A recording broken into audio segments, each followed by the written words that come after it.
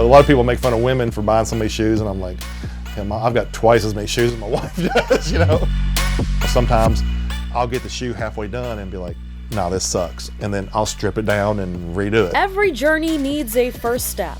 Like, I remember the days when I would go camp out for a Jordan, you know, overnight until Saturday morning. Years later, Billy Hobbs is finding himself camping in his basement. I had one pair I did, it took me 25 hours to do. Yeah, and I didn't get compensated for those 25 hours. A basement turned studio exclusively for customizing shoes. Hobbs is an artist and founder of True Blue Customs.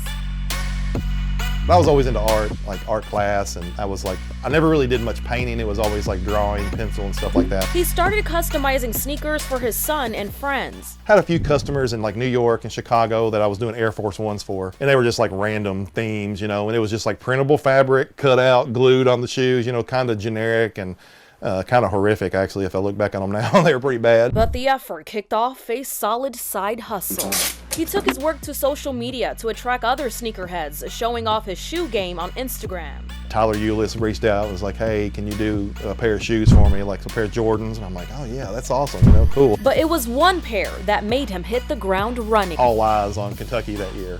And, you know, he wore those and I was like, holy crap, what have I got myself into? In 2015, NBA player and former UK Wildcat Willie Cauley-Stein made rounds on the internet for his performance in the NCAA tournament. He dunked on a dude and like nobody knows where the dude's at now. He murdered him. All while wearing the sneakers Hobbs' hands designed. The gold patent leather, whenever they were gaudy, bright.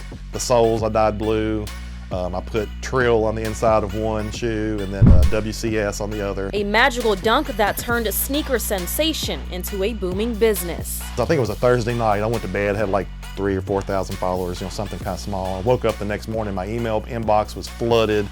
I had like 10,000 followers. It just jumped up like, because every sneaker blog picked them up.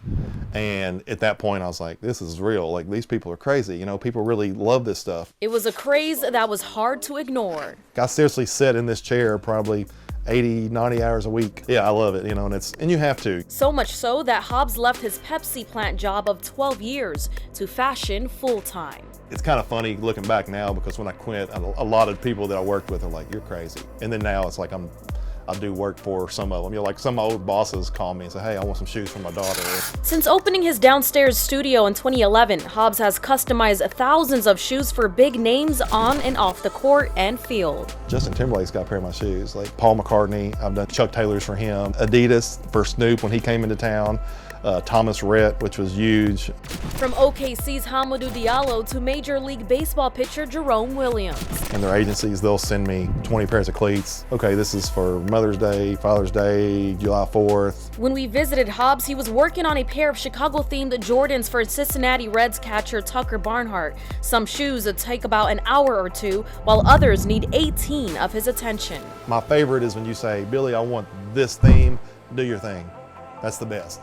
Because then I go in with an idea in my head and it just kind of evolves. And celebrities are not the only ones rocking his latest designs. A lot of them are like for kids, for people that are paying, you know, tribute to, you know, somebody in their family they've lost. In case you're wondering which pair is his favorite. Every time somebody asks me that, I always say my last pair. When we were there, it was what he personalized for Willie. I would stay up at 2 o'clock in the morning every game on a random Wednesday night to watch Kobe play, and I'd have to get up at 6 o'clock in the morning and go to work the next day. The same love and respect that Willie wanted to embody in his latest pair, sneakers dedicated to the Lakers legend Kobe Bryant. I just like doing it, you know, I don't really have a label for myself. My family, for one, is probably my main inspiration because this is why I do it. Jumping headfirst and landing on 2 feet. That kind of fueled my sneaker obsession. A risk that made a perfect fit. As far as like where it's gonna go, like I'm content with being here in my studio,